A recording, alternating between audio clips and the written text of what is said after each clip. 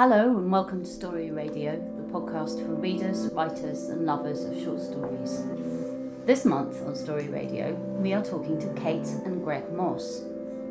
Kate Mosse is the author of 10 novels and short story collections, including the #1 best-selling The Joubert Family Chronicles, The Burning Chambers and The City of Tears, as well as the multi-million-selling Languedoc trilogy, Labyrinth, Sepulchre and Citadel, and gothic fiction, including The Winter Ghosts and The Taxidermist's Daughter, which she has adapted for the stage for 2022. Greg Mosse, her partner, has written for stage and taught and encouraged developing writers at Westdean College and many other places. His first novel is a futuristic thriller called The Coming Darkness. It has been described as Blade Runner meets John le Carre. Kate and Greg, lovely to meet you both and welcome to Story Radio. Thank you for having us. Lovely Great to be here. Thank you very much. Do you both have a background in stage writing? And I just wondered what you thought that had, the way in which that's affected your approach to narrative. I think it helps to write punchy sections of drama so that you're not having to think about the whole of your novel all the time. It's really tempting to think that on every page of your novel you're writing the whole story, but you're not, of course. You're just writing that fragment of drama that you're focusing on at that one morning at 6:30 when you get up. That's the fragment that your focus should be. And of course theatre is like that. Theatre revolves in a sequence of discrete scenes, and a lot of the drama comes from the audience comparing what happens in different scenes and making up their mind about what that means.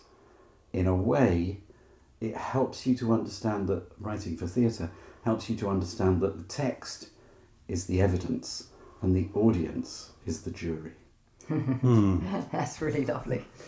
But is it, I guess, I think from people I've read who've worked in both mediums, it can work in two ways. I think with you, it's kind of like you've kind of kept that constraint, whereas a lot of other people suddenly having this ability to kind of describe everything and every interior thought and so on, they go completely other way. Just a brief response to that. The first draft of The Coming Darkness is 170,000 words.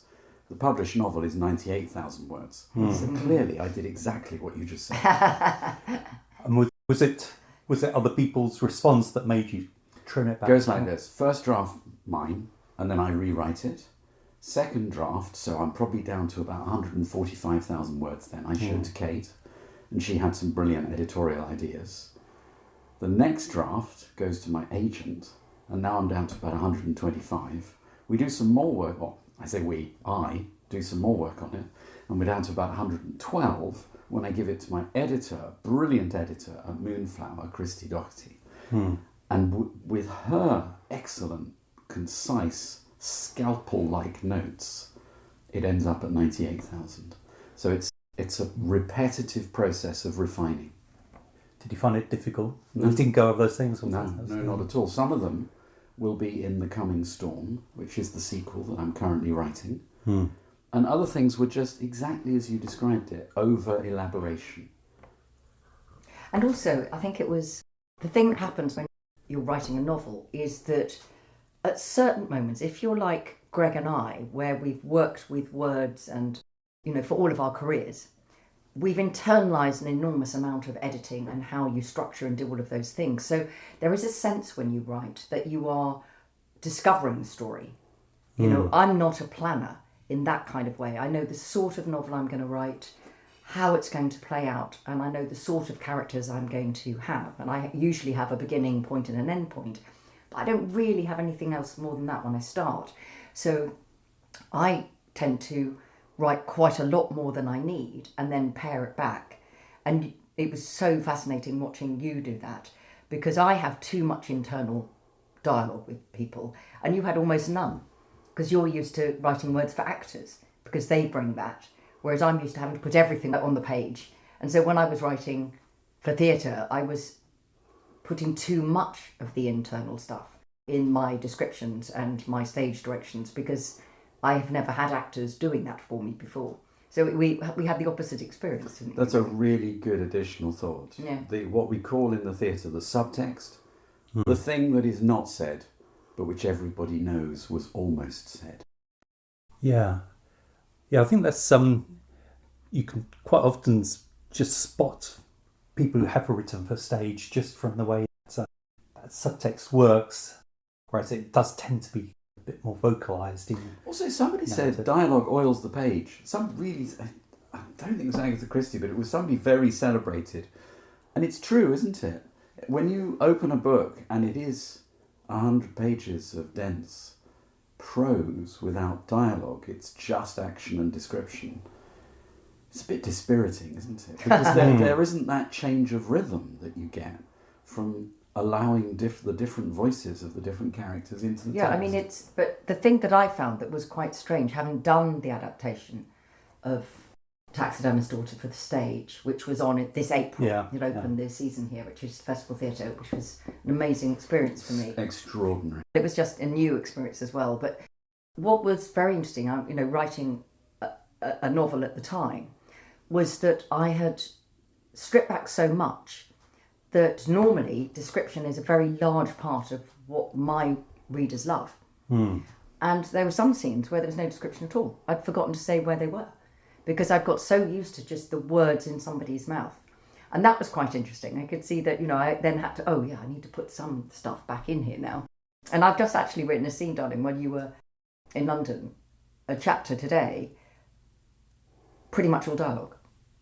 So I'm now going back and saying, be good to have a bit of a description of what the view looks like. Another thing that you do brilliantly is your characters are always purposeful. And purposeful characters explore the world of the novel. So it's not like the description is the Wikipedia entry for the new location. It's a necessary part of the character journey into this new place. And that's a technique that we don't use in theatrical writing, because of course theatrical writing is mostly, not always, but mostly a sequence of static scenes that drill down into character and motivation, and they're not exploring a landscape. But you kind of chose a genre which doesn't really lend itself to a lot of kind of interior monologue and description. What, thrillers? Yeah. Hey, but look at that John le Carre comparison, which I'm super grateful for. That is an important aspect of John le Carre's writing. And of course it plays out in The Coming Darkness, because my hero, Alexandre Lamarck, Alex is conflicted, because perhaps this is where that very generous comparison comes.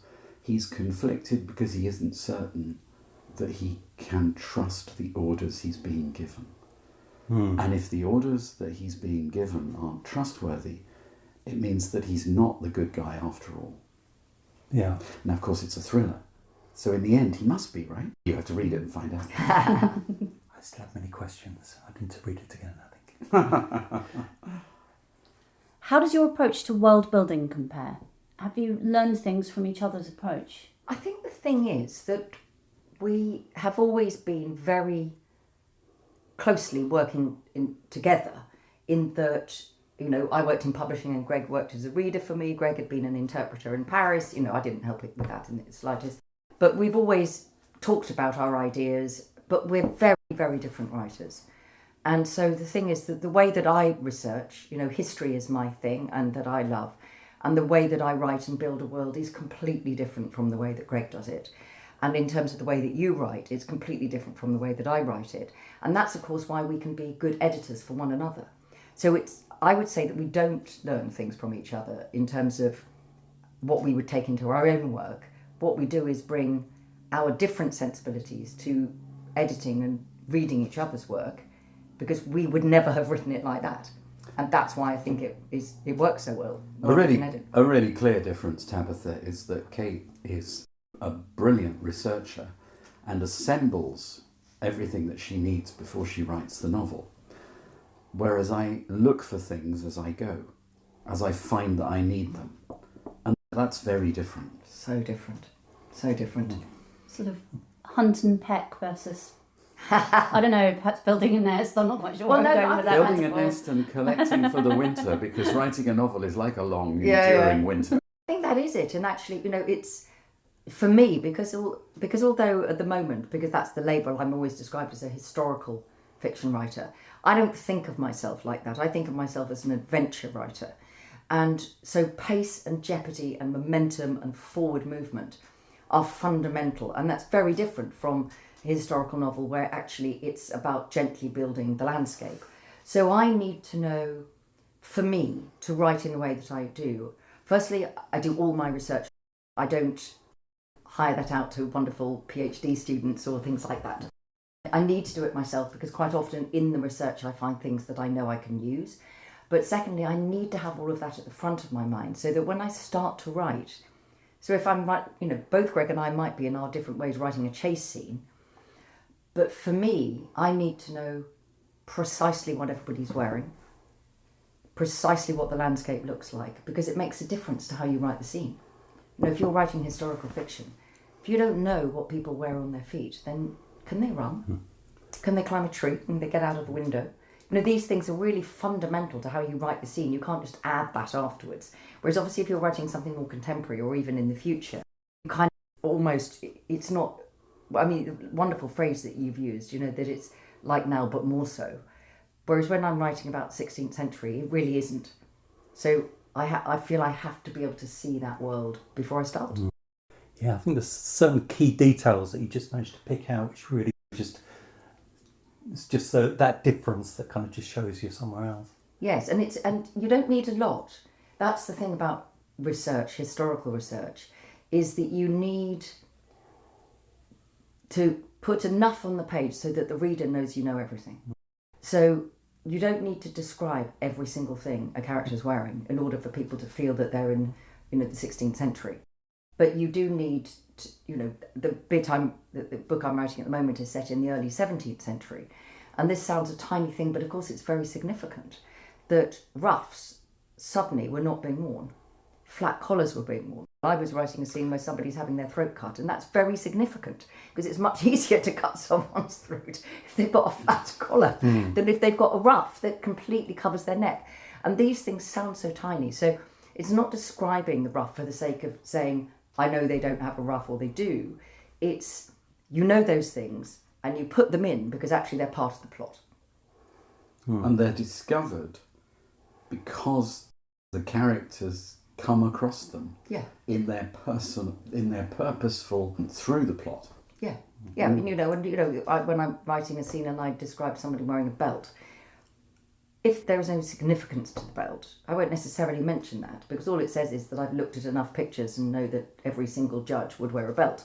But if that belt might be used for nefarious purposes, then it's obviously quite significant because when it disappears, we need to know who's got it, So it's those things, that's how you use the research. That's how you build the world, not by giving a blanket, there was this on the left and there was that on the right. It's the details that you just drop in. Convinced me you've done taxidermy. I have done taxidermy. Right. It was the most disgusting piece of research I've ever done in my entire life, and I was really bad at it because I'm very bad at all craft anyway. But it was essential, but for two reasons. There is a really visceral thing about doing it, and the smell, but also the weight of a dead bird. It's so strange, but of course birds you think of as being so light, and if you've ever had a robin or something on your hand, you could barely feel them. But when you're holding a dead crow, that you understand where that phrase dead weight comes from. It's just a completely different thing, and I wouldn't have been able to write with respect for the craft if I hadn't given it a go myself. I have not murdered anybody, however. There is a line at which the research does not go, and neither have you. No. Only in this head. But I did have the challenge of researching the future. Yes, I was just going to ask about that. Go ahead. I'm just interested in knowing how you create a futuristic world, what principles you use to research and build a world. So to start with, it's only arm's length. 15 years is not even a generation, is it? So as Kate just said, it's today but more so. The things that we are concerned about have been intensified by the passage of 15 years' time. Then the next thing is that if you read the newspapers, if you read magazines like The Economist or New Internationalist and so on, you quickly find that a substantial proportion of the journalism is not about the past or the present, but it is about the future. It's about where this current preoccupation will lead us in 2 years or 5 years or more. And I remember when I used to work in economic research, when I was an interpreter, we would talk about 2 years short term, 5 years medium term, and then 10, 15 years. That's long term already. But actually, when you look, even at the fast pace of human evolution, or the evolution of human society and technology now, there are things that change enormously in 15 years, but not everything. Small things. So, for example, in The Coming Darkness, my characters might well pop out a communication from their comm watch and talk to a holographic representation of the person they're speaking to, rather than have to look at the tiny screen on their iWatch. You know, that sort of evolution seems to me realistic. More electronic vehicles, of course, you know, all of that sort of thing. And you read a lot of science. I do. You read serious things about where the world might be going, which of course is why it's so vivid on the page in The Coming Darkness, because it feels like it's plausible. That's the idea. And another thing would be the travel corridors. There being a way of organising travel in order to minimise the impact of transgenic diseases. A cruise ship docked today in November 2022 in Sydney with 800 COVID positive passengers on board out of 4,000. Wow. So that's as bad a thing as happened right back in March 2020 when we were first in lockdown, which, by the way, is the reason I wrote the novel, because my theatrical career was arrested by the lockdown. We couldn't gather together in rooms and enjoy that wonderful communion of live theatre. Anyway, so back to the question of researching the future. It can be done because all responsible organisations are always speculating a probable future. It's funny though, because I remember years ago reading Habermas and having lectures on it, and like this idea that with the internet, you know, truth would not be a problem because everyone will just be able to look things up and, you know, it would all become clear. And you think actually what's happened is completely the opposite. It's there's always that kind of surprise thing that just catches you out. I mean, that's been the interesting thing writing Warrior Queens and Quiet Revolutionaries is, of course, we still have this rather lovely but quite naive idea that people in the past told the truth, even though we are living through a time where we are seeing quite wholesale lying by many political parties in all parts of the world and of many political persuasions. So we know that these people now are not telling the truth. We see them lying on television. And then they're caught out, and then they have to say, okay, maybe I did know about this, and maybe I did that. But when we go back into the archives in the past, we assume that everything we're reading is a true record. But of course, people in the past lied too. You know, they didn't know. All they didn't know, but it was their best guess. It was their best guess. But history is always written with an agenda. Always. It's never objective in that kind of way. It can't be. So, you know, one of the interesting ones in the book for me was Theodora of Byzantium. And what we know of her comes from a historian called Procopius. But he wrote 3 biographies of Theodora.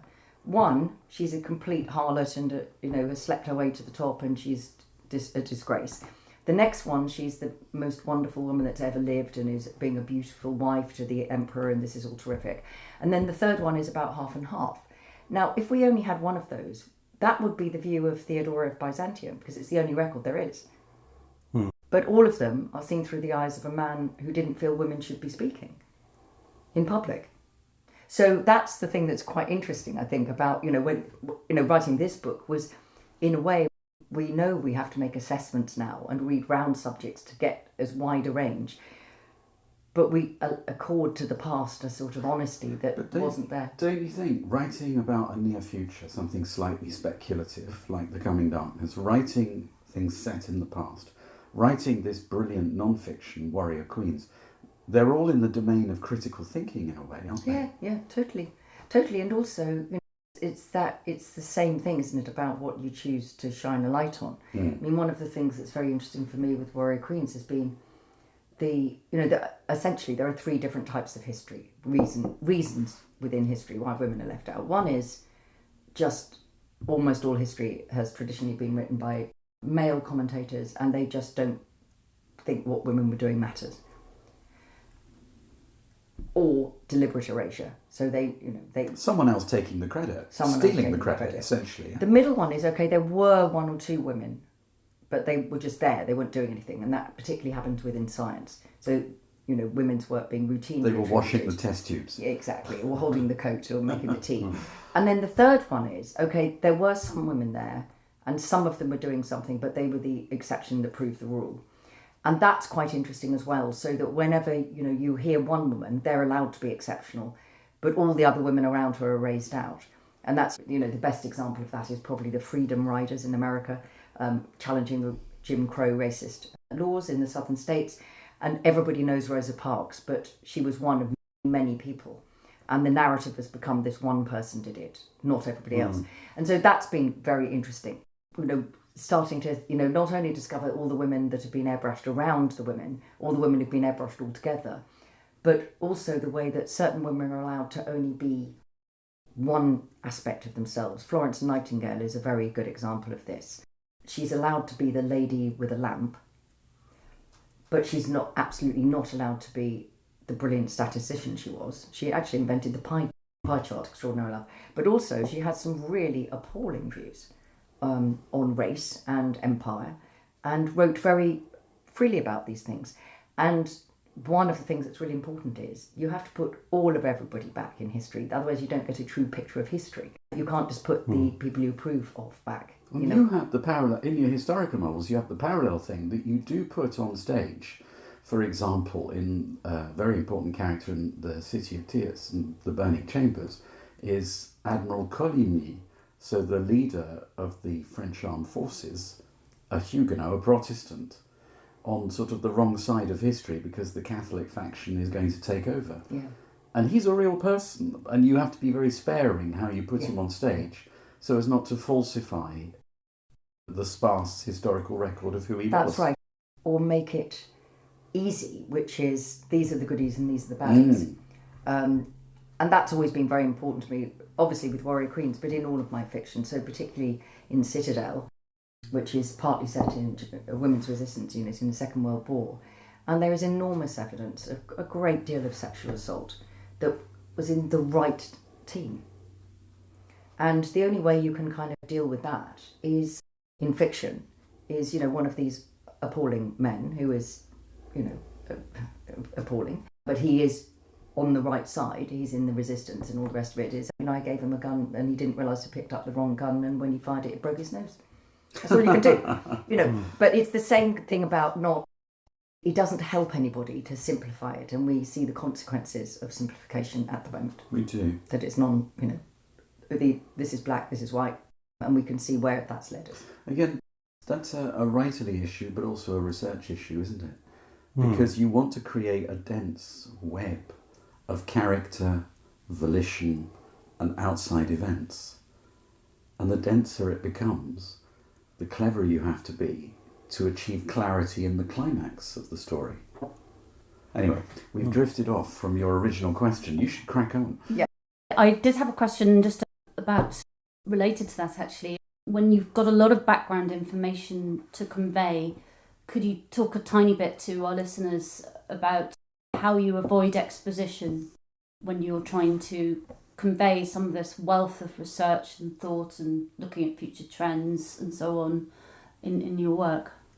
So we touched on that. Yes. Which is that the characters explore the imaginary world on behalf of the reader because they're busy trying to achieve their own objectives.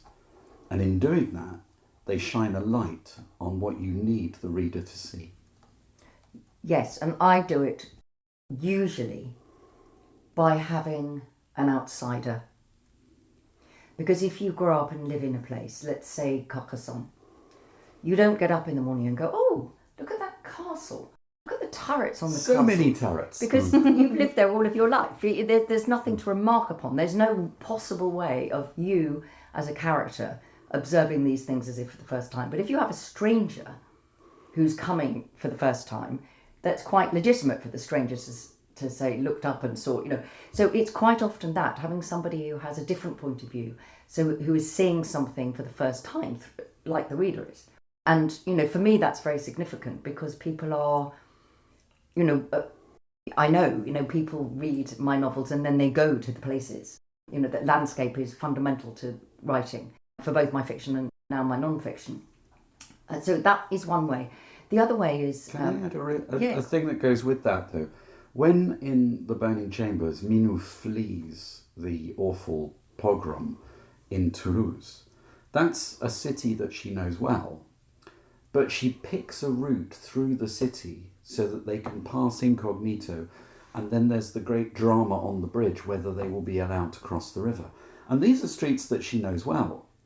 But because of the drama, the pressure that she's under, that they must not be stopped, they must not be caught, she can her internal monologue and her dialogue with the other characters can be about, no, we'll go this way, no, that way, down there. So even when they know it well, the place, it can still be revealed because of the dramatic circumstances that they're in, make it vivid. Yes, and yes, absolutely. So, I mean, in landscape, it's quite easy to do that because you're camera, essentially. You're the eyes on the shoulder of the character.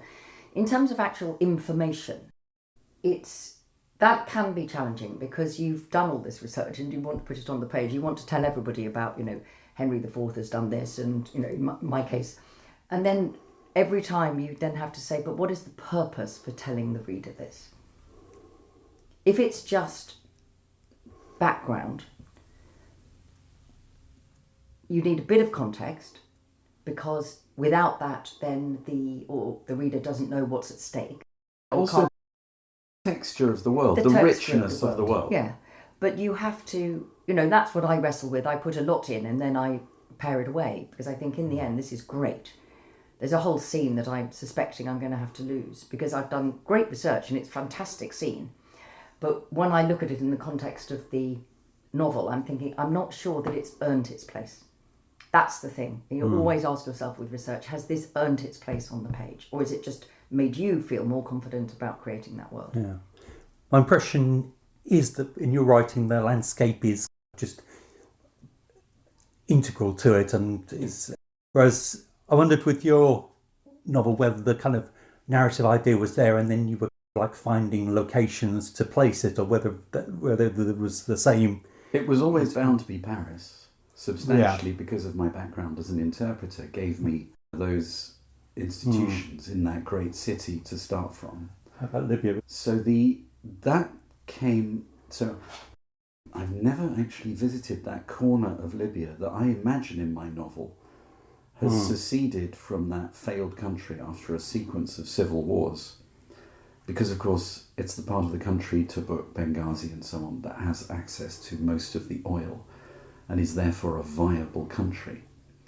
And I think I'm sort of in the tradition of Joseph Conrad. If you've ever read his novel Nostromo, which is set in a made-up, seceded nation in Latin America, which happens to have silver mines. And that makes it a viable potential new country. So there's a combination of things, isn't there? I've been to North Africa many times, not to that precise corner, but there's a combination of things that I know from a writerly point of view I can make work, and which make political and economic sense for that key date 15 years in the future in 2037. But was it always going to be Libya, or was it something you had the kind of narrative and then you were looking for locations afterwards? It became the natural location. Imagine for a moment that I'd set it in sub-Saharan Africa. Every decision I made, narrative decision, all the journeys would be lengthened enormously, wouldn't they? And it becomes much more difficult to manage the time frame, and there's all this dead time. So that's another writerly thing. I'd already decided by that point that in the future Egypt would have closed its borders in a self-protective strategy to become an isolationist regime, and not to be exploited by the pernicious balance of payments, balance of trade that is against them between a developing nation and the more developed world. And also because of fear of continuing infection of transgenic diseases. So it couldn't be Egypt, which again is a country that I have visited. The final thing, of course, was I was reading about the history of Libya when it first became. So that's the recent history, the civil war, when it became. And I noticed that there's a connection to the ancient world and the way in which the Greeks and the Romans referred to this corner of Africa, that shoulder of Tunisia, which is very close to the Egyptian border. And I had already decided that because my hero, Alex, because his mother is a historian, I decided that Alex has had a classical education that includes study of the ancients. And so he would know that. And that is how the different strands came together to weave this little picture, which then becomes central to the story. Thank you. Yeah. Did you feel it was always going to be a thriller, or did you have a yen to maybe try another type of genre? It was always going to be a thriller. That's the long and the short of it. I sat down to write a story of that kind. I wanted it to be a sophisticated and very complete world. So I didn't want to write something like a novella or a long... I always knew it was going to be a novel as well. And when I first started, my sort of frame of reference was a little bit further into the future. And as I began to write it, I brought it closer for all the reasons that we've already discussed. But yes, it was always going to be a thriller. Yeah. Why was it 15 years? Because I was thinking actually it could have been less. It could have been 5 years. You're going to like this though. When I first started, I called it, my work in progress title was 2048, and that was a kind of homage to George Orwell, who wrote 1984 in 1948. And I realised that I didn't want to go as far as a generation. The only real parameter that was fundamentally important was I needed the secession of Cyrenia, this corner of Libya, to have had time to take effect, and for that new nation to get associate membership of the European Union. Everything else it is a little more flexible in terms of timeline. And of course the isolationism of the Egyptian Republic. Everything else is more. So that was the reason that I couldn't bring it closer. I shouldn't say whether we've rejoined the EU. No, in my novel, the United Kingdom has not rejoined the European Union. And that actually, in one tiny... You actually say that? No, I don't, but you know it because there's one tiny fragment about 75% of the way through the novel. It's the microchip, isn't it? You're a very good reader. It is the discussion of the perpetrator of a crime, who is an English national, who has been in the English prison system, but the French can't read his microchip. That's right. I just imagine I think That's noise. Yeah. You know. That's very good, Tabitha. Very good. You've talked about how Alex's main power was paying close attention to events around him. What other key character strengths and flaws does he have or develop through the narrative? It's interesting that, isn't it? Lots of people want to talk, and I've been asked many times if he can sort of see the future, and I gave the answer that you just gave, which is the answer he gives. No, he just pays attention. And you know what sort of writing I'm inspired by there, don't you? It's classic detective story writing, which is one of your loves. Detectives who are brilliant at working out the puzzle because they just have I suppose it's a special genius for absorbing everything and then sifting it down to the essential. But that's the same for your female heroes. They are surrounded by these huge, momentous, dramatic events, but they always find a path through them, don't they? Yes, and I think that sense of being noticing that you make a decision with that kind of thing, like who or what is your lead character? What is it they can do? And Alex is You know, he does have this extraordinary noticing thing, and he's very clever and he's very informed, but he's also wise enough to doubt. Whereas I don't really have the same kind of thing, obviously, with my characters, because they are mostly reacting. Because oddly... Yes, like you said, an adventure story rather than the sort of the dark-edged thriller. Yes, and with, you know, in the modern day, Alex he's an operative. You know, his job is to notice these things. Whereas my characters very much are ordinary people, for want of a better phrase, who are caught up in history. So it's not that they've been employed to do something or that this is the world that they know or even fit for. It's just, you know, history. You know, I had great fun, although it's rather depressing, you know, writing a sentence about the inhabitants of La Rochelle who are wealthy, and it's a very wealthy town, and they are essentially almost becoming an independent state. And they believe, because they are so wealthy, that history won't touch them. And of course, we see that time and again in history, that people think, oh yeah, but it's only happening to those people. They're very poor, they don't have any influence, but it will be all right for us. And then, of course, that's not how it goes. But just to answer the second part of your question as well about Alex, which is an interesting one too, I think that the increasing doubt that he feels of whether he is on the right side, that also plays out in the fact that when he comes to think that possibly the people around, somebody around him is a traitor, his problem becomes that and this sort of feeds on that doubt, he can't confront each person in turn saying, hey, are you the traitor? Because that gives away his suspicions. And so he has to continue to work partly in the shadows and not give himself away. So doubt is my brief answer. So I was kind of interested by your kind of setting of ecological activists as the kind of villains, really, in the novel, which kind of seemed like a slightly surprising... I'd say I would describe it differently. Right.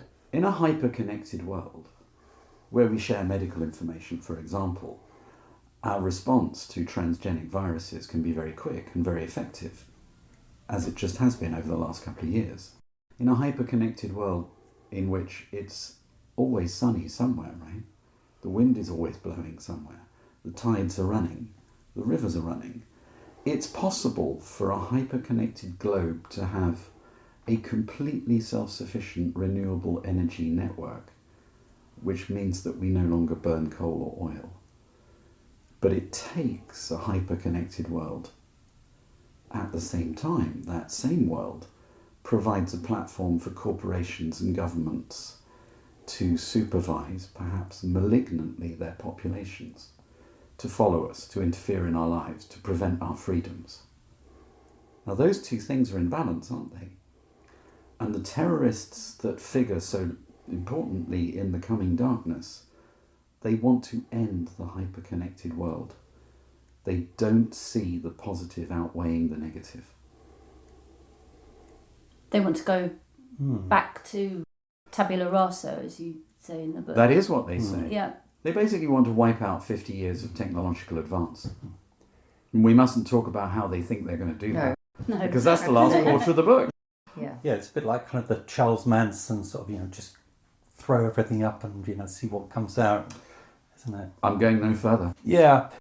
It felt at times to me like there was a big battle between sort of belief systems and false belief systems within the... Yeah, I think possibly I'm influenced by Kate Mosse in that. Because if you think about the Languedoc trilogy and the crusade against the Cathars, and then Citadel, as Kate mentioned, with the Nazi occupation, and then the Joubert family chronicles with that opposition between Catholic and Protestant, these huge forces...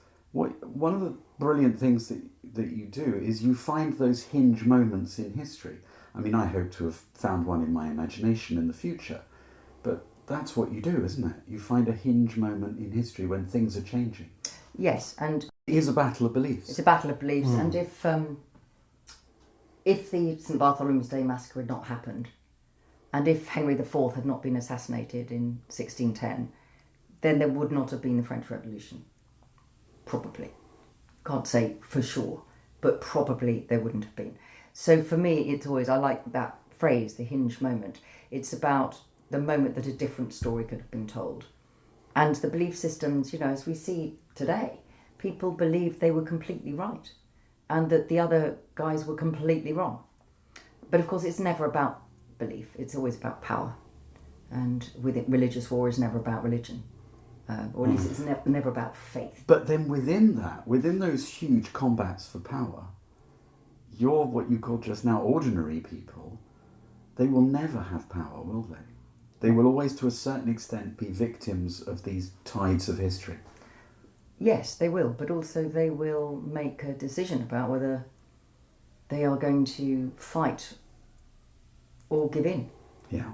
And that's the thing that, you have to remember when you're writing historically, is that the people then didn't know. There's a great deal written, particularly about the resistance, but the resistance in France, pretty much until 1943, was seen as terrorists by most French people. They were not seen as the good guys trying to rid their country. They were seen as the people who were stopping their country having a good place in the New World Order. Everybody believed at that stage that Germany would win. And it's only, there's a phrase of the resistance of the 11e heure, the 11th hour. And it was very late on that people started to change. So when you're writing history, you have to remember that they don't know. Should they run away? Should they grab their belongings and leave? Should they compromise with the evil forces? Absolutely. Or just keep their heads down and put their families first and just say, okay, I don't really care that much. Of course I'm going to convert to whatever I've got to convert to. That's it. And it's also the idea that everybody believed. You can't, when you're writing about faith in the 15th and 16th century, it was as fundamental to everybody's life as breathing.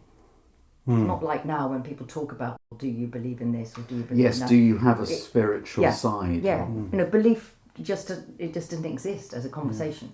So it's hard to, obviously, we have our background of science which tells us, how things are and how things have come about, but obviously they didn't have that. And it's, well, they did, but in the same way that people will look back on now and think that we're all idiots, that we didn't realise this X, Y and Z, or that COVID only happened because of this. I mean, every generation feels that they have the most up-to-date information. It's a huge amount happening in the 17th century. But at the same time, it's very interesting. A lot of the book is set on a ship.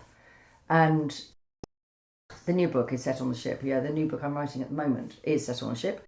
And it's the person that has been giving me advice on that, who is a retired vice admiral and, his whole career in the Navy. He said, the thing is, Kate, that it's a very odd thing that ships themselves didn't change very much in their build and their design and how they worked from the 1300 to 1800. It's only when metal comes in that there is a very, and that was really interesting because everything else was science, and certainly with the kind of equipment that they're using, things were changing very quickly in the way that we'll look back over our time and see the huge changes. But I mean, all of these things in a way, but these are more general points. It comes back when you're writing. But they're writerly questions, aren't they? Yes. We were just about to ask about what future projects you're both working on.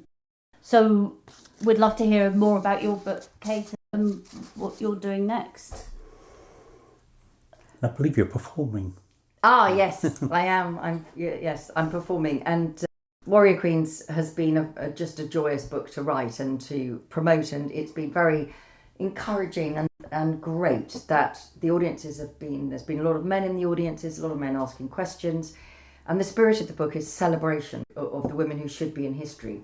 But it's also about, we all benefit, men and women, if we know the truth of things, that we know that everybody was there, and that's really important to me, and that's been fantastic. So yes, I'm going on the road with a one-woman show inspired by the book, and it will be a show, music and lights and, no dancing or singing, I'm glad to say. And that will start in March, and I'll be on the road for about 6 weeks. So it will be an enormous challenge and a very different thing to do. I'll be away from home for a long time. Is that your first time performing? I do a great deal of speaking, but yes, in terms of actually doing a show, not since we met when we were 16. Probably the last show I did. You've done a lot more shows because you do theatre. Certainly have. Yeah, so I'm not an actor and I'm not a performer, but I mean, I do a lot of big speaking, as it were. Yeah. So it won't be so different, but it will be very exciting. Be really good fun to do. Good luck. Thank you. And Greg, same question to you, really. Is there going to be more about Alex, or what are you working on next? So Moonflower Books have done a wonderful job with The Coming Darkness, and I'm already contracted to write The Coming Storm, which is the sequel. And I think... And so many of your reviews, darling, have said, we really hope there's a sequel, haven't they? we must not let them down. We must not let them down, which is absolutely brilliant. Greg's had some amazing reviews, and there's so many books published, so to get any attention at all but every single one has been saying more, please. So that is very handy. And I think you'll see straight away how that can be, because if you the climax of the novel, obviously, it all comes to a point in this unifying climax of great drama.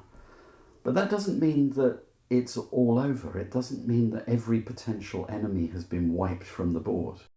So there is necessarily a follow-on.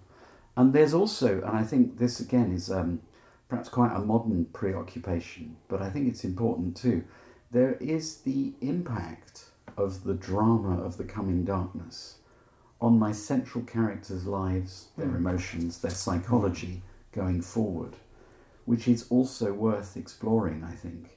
Yeah, I was wondering that. We find out more about Alex. That's right. And also those people close to him. Great. That's something to look forward to. That's fantastic. Thank you, Tam. And are you working on that now? I am, yes. Yeah. In fact, he's finished it. He's very quick. Very quick. Enviably quick. So, do you have any advice for the writers listening to us? Just generally about what sort of, perhaps if they're creating a world in the past or the future, what advice would you give to writers? The advice is probably the same, really, which is there's no shortcut. You know, the only way to write your novel is to sit down and write your novel. And I think that is quite important because people often lose heart. They start and they don't get very far. And I think you actually just know that your first draft is just for your eyes only. And just get it down. Until you've got something to work with, you don't really know what kind of book you're writing and you don't know what you're capable of. You know, it's like, the analogy I always use, it's like, trying to decorate your house before you put the walls and the roof on. So everything changes once you've got that sort of sense. So I think the important piece of advice is just do it. Don't talk about it, just do it. And know that everybody's first draft is not for public consumption. And for me, it's the thing I mentioned earlier, which is when you write, you should be writing just the moment of drama that you're currently preoccupied with. And then you write another one, then you write another one. And these are the bricks or the blocks from which you build your house, and your house is the novel. And then to chime with what Kate said, the moment you've told the whole story and you write the end, it will become plastic and malleable, and you'll be able to turn it into the novel that you thought it could be. But you won't do that straight away. Brilliant. Thank you so much. Yeah, Thank you very much, both of you. It's been a pleasure. That was Greg Mosse and Kate Mosse in conversation with Martin Nathan and Tabitha Potts. Now we're going to listen to Greg Mosse reading from his debut novel, The Coming Darkness. It began very early, one Sunday, a hot summer night in 2037, a little before 1 o'clock. Marseille was under curfew, a brownout only a few minutes away. Inside Bunker Martha, the dark shift were on duty. Alexandre Lamarck, a tall man with dark hair and kind eyes, carried a descendant of the Heckler & Koch 45 caliber pistol he'd been issued on his first day of training 12 years before, plus a sonic immobilizer. retrieved from the armoury at the local gendarmerie earlier that day. Guaranteed non-lethal, the quartermaster told him, if that's what you're looking for.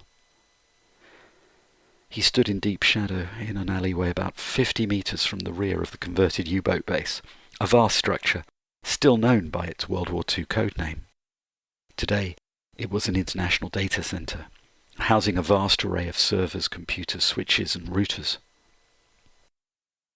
The sky was almost clear, the moon and stars visible beyond the wisps of high cirrus clouds. Between Alex and Bunker Martha, a 2-metre fence surrounded a pumping station. Back in the early 2000s, a pragmatic computer engineer whose grandfather had worked the mines above Marseille invented the idea of channeling groundwater from the drainage tunnels in the hills, absorbing the waste heat, and then releasing it out into the blue waters of the Mediterranean. An excellent plan, thought Alex, but also an obvious weakness. That was Greg Mosse reading from his new novel, The Coming Darkness, available from Moonflower Publishing. I hope you've enjoyed our interview and reading today. Please do subscribe for more short stories and interviews. Thank you. Goodbye.